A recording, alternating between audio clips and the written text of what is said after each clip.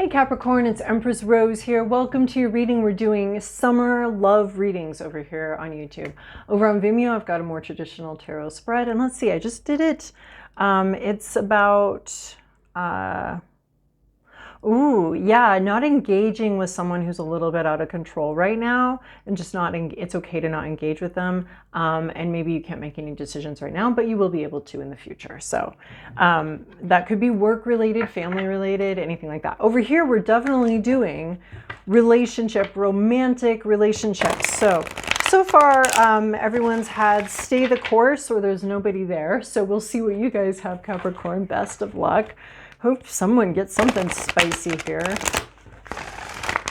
It's not what I intended when I started these. But we'll see what happens. Anything can happen. Okay. Bird's eye view, their position, your position, possible action, results of the action, and how you might grow from this. You got a soulmate card. Oh my gosh. Oh my gosh. This is exciting. So then I'm going to read these and then I'm going to pull clarifiers on each one. Okay. Bird's eye view. Breathe, but in reverse. This is like not going with the flow, rigid expectations, not a lot of growth, it's in reverse, I'm sorry, okay? So it's about, right, you're the lotus. It's like not about having really learned from the past, not learning from the past, not really using what you've got very wisely. And then just the word breathe, you know, just no breathing room, not relaxed. Really, I want to say fixed, very rigid and inflexible. Not a lot of flow, maybe holding your breath for something. A lot of expectation, not being in the moment, but more expectation and more very rigid, clear expectations. There's not a lot of flow here. That can be good, that can be bad. That doesn't matter. Oh dear. Well, don't worry. We've got some good stuff coming up here. So they are leaving. Okay, this may not be your reading, so don't worry about it if it's not, okay? Time to go. They might be leaving physically. Or they might be leaving the relationship, but they're done. They have completed. They see an opening. They're taking it. So if you don't know this already about them, don't make this. This reading seems very specific. Okay, so time to go. So maybe they're leaving their job. Maybe they're leaving their other person. I hope not. But, I mean, not that I hope, I just, like, that kind of stuff, it's kind of strange to me. It's not sexy or amusing to me. Third-party situations aren't exciting to me. But they're leaving, they are done with something. It's over for them. I love this card for the clarity it brings, right? Sometimes, our tarot cards can be like the end of a cycle or the end of a situation or like what situation? The situation of the argument or the whole relationship? Like, give me something here, more specific. This is like they're feeling like something. They're feeling like they're done with something, and they're done and they're leaving something behind. It's time for them to go. It's time for them to leave. Do not worry, because even if it's time for them to leave, there's something very beautiful here. So your position, why are they going? Why? You don't understand this. Why are you leaving? Why are you leaving me? Why are you leaving the situation? I'm happy. Why aren't you happy? You have a lot of questions about what's going on here. You're seeking answers. You want some answers here. What happened? Where are they going? What's going on? No wonder you can't breathe. This is like a little bit of a ending here. So you may be looking for spiritual guidance. You may be looking for you may be searching through their journal or their phone, like why, what's going on, what's happening here, you have more questions than answers. This has opened up a whole series of questions for you. What is going on? Why? Why are you leaving? Why is it time to go? What's happening here? So you might be snooping. You might be, you're searching for some answer, which we can all relate to. Whether or not we can relate to snooping, I'm extremely non-snoopy myself, but I get it. I get the impulse to do that. We want to know. We want to know. We want answers. Why? Why did this happen? What's going on here?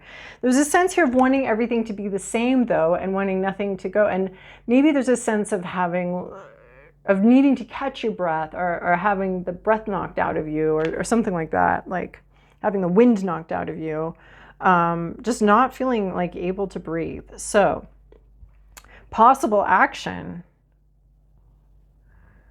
This is really fascinating. I don't really see this as an action, but a fact. Soulmates. There is a soulmate connection for you.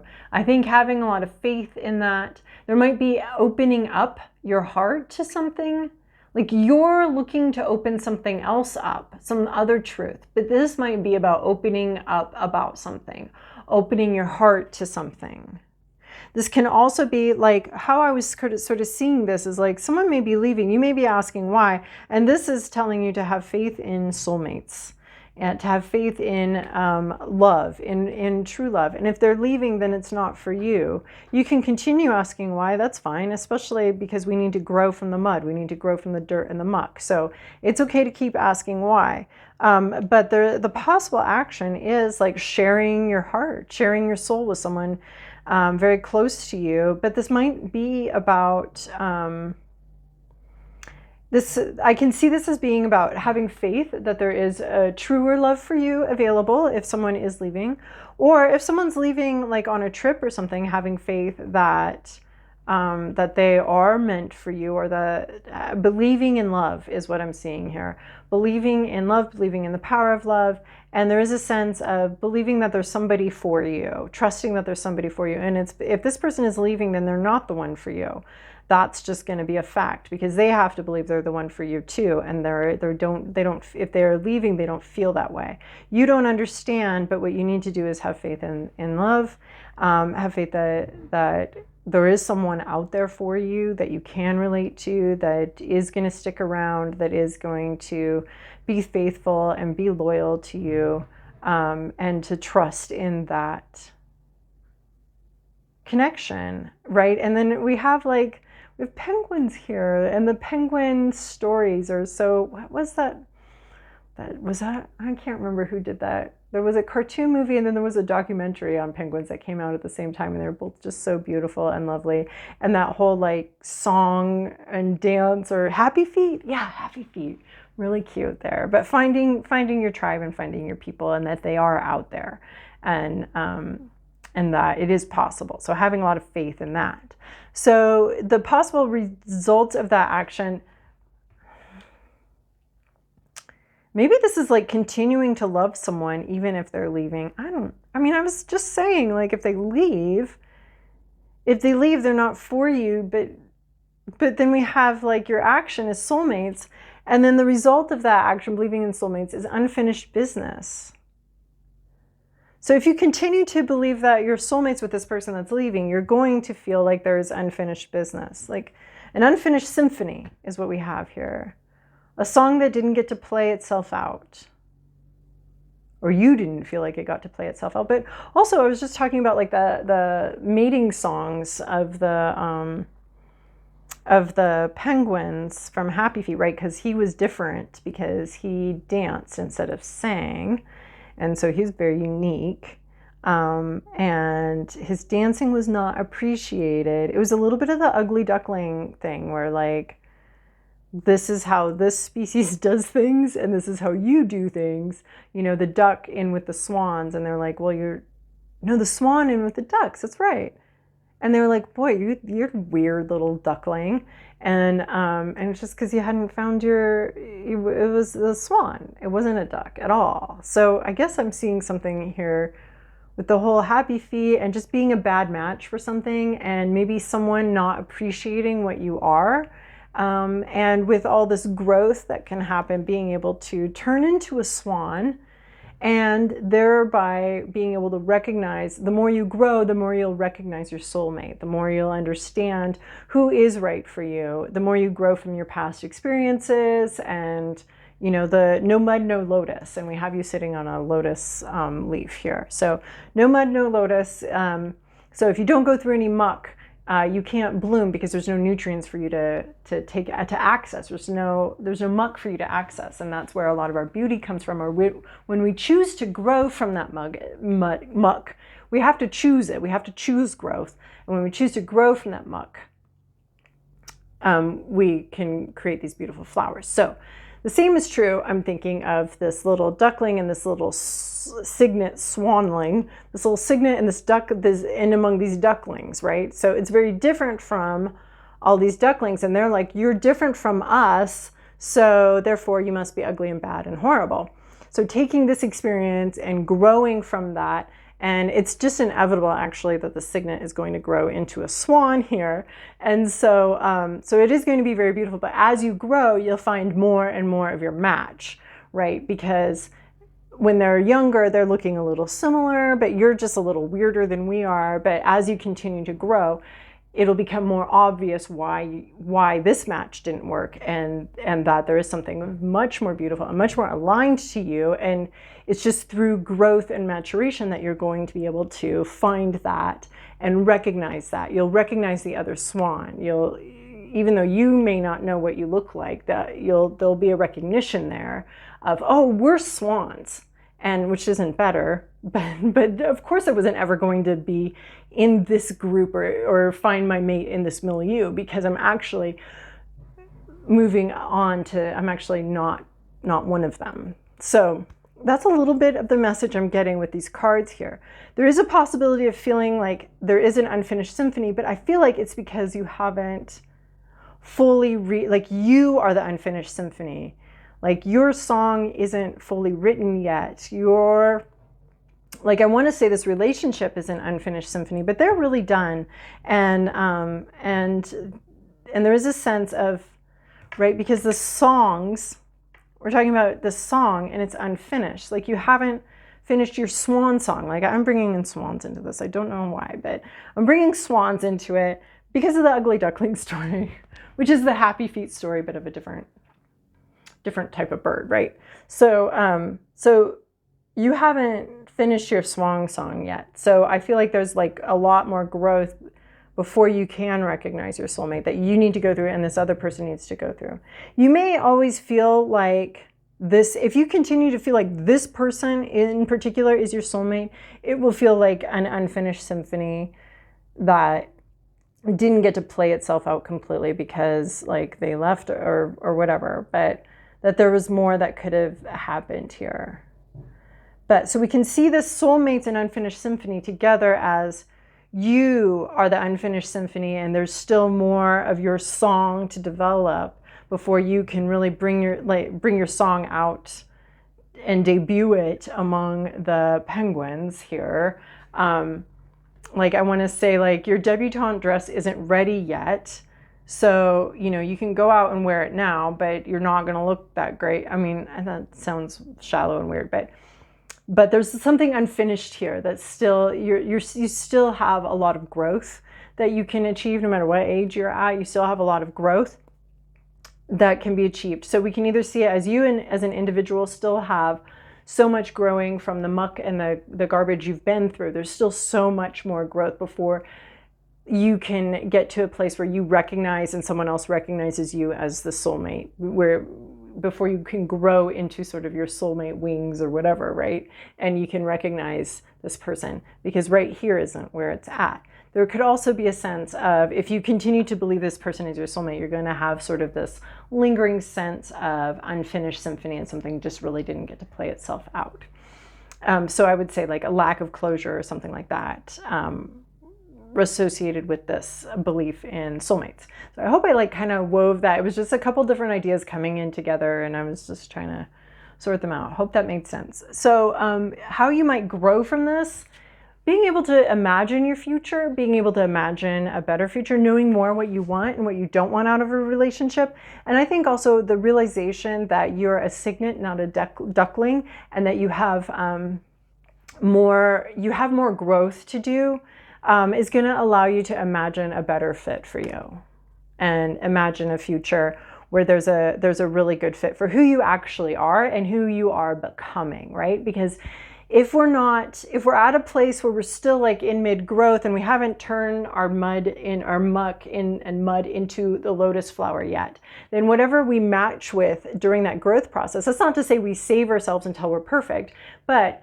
if you're still going through a growth process here and you're still like looking like a cygnet and you need to be a swan, or looking like you might be a duckling but you're not actually a duckling, then if you match with someone in this space, then it's going to be hard for you to break away or grow beyond that, right?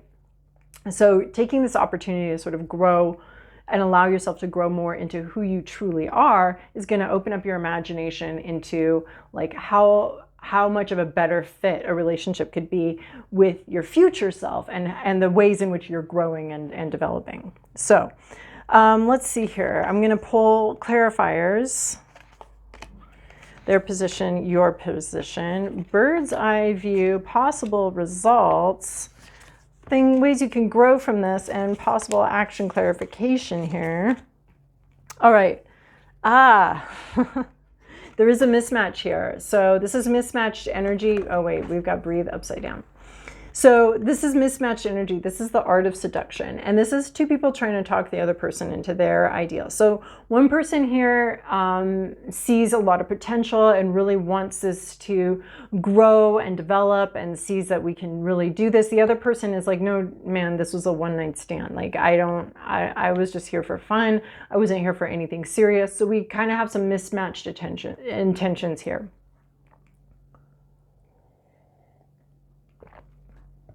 Neither person in this situation is wrong. They both have an obligation to live out their truth and to be honest about things, though, and to be open and upfront about things. So that's where this combination can be toxic, is when one person believes that every relationship needs to be on track for a long-term relationship and marriage, and the other person is just out having a good time and doesn't really need anything else from it.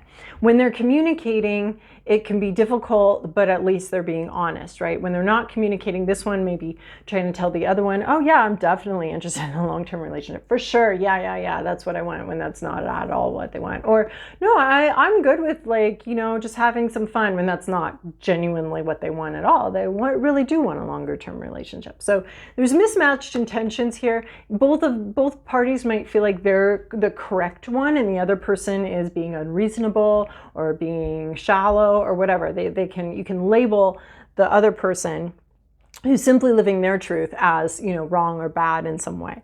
So that's where this one can go wrong. But it's okay for people to just want different things and be at different points in their lives. So but someone's being inflexible. I wouldn't say very inflexible, but someone's being inflexible here and not really going with the flow and being a little rigid. So they're showing up as time to go. They're also showing up as snake spirit.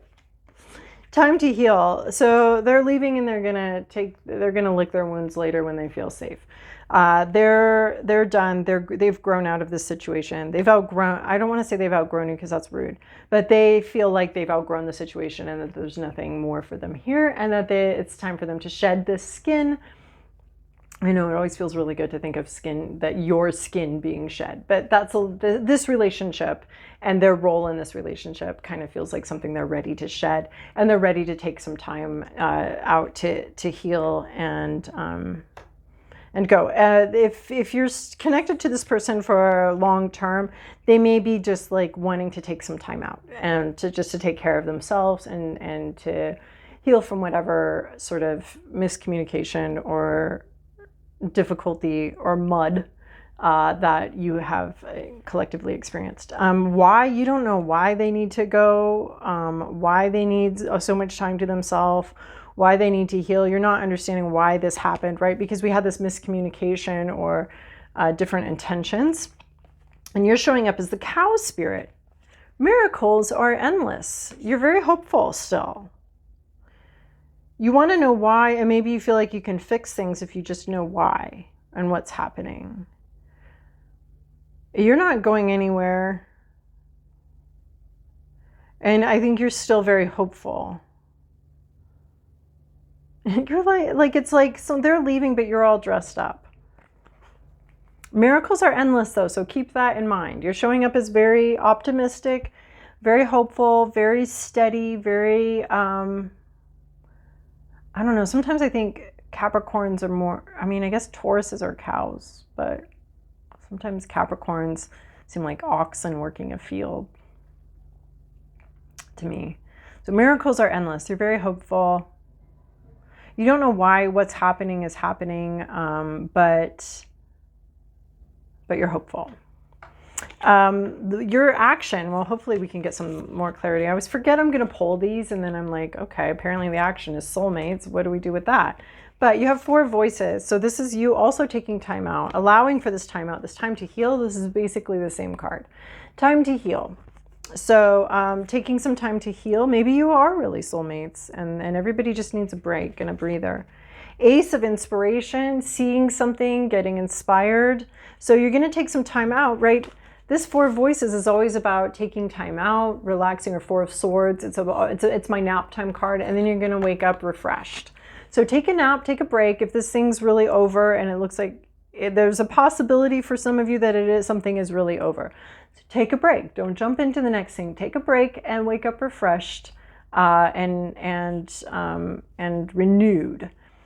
And then here, yeah, there's a new dawn, a new day. We have the Sun card.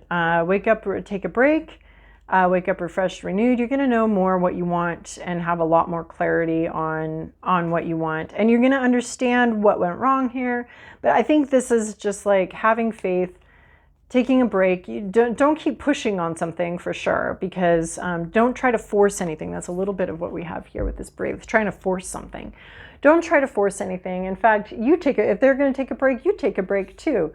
And just with the promise and the understanding that you're going to wake up from this nap or from this break refreshed and with a lot of clarity, a lot more clarity. So you'll be able to, if this is like over, you'll be able to sort of hit that dating game again, sort of after a break, refreshed with a lot more clarity and a lot more understanding of what you do want.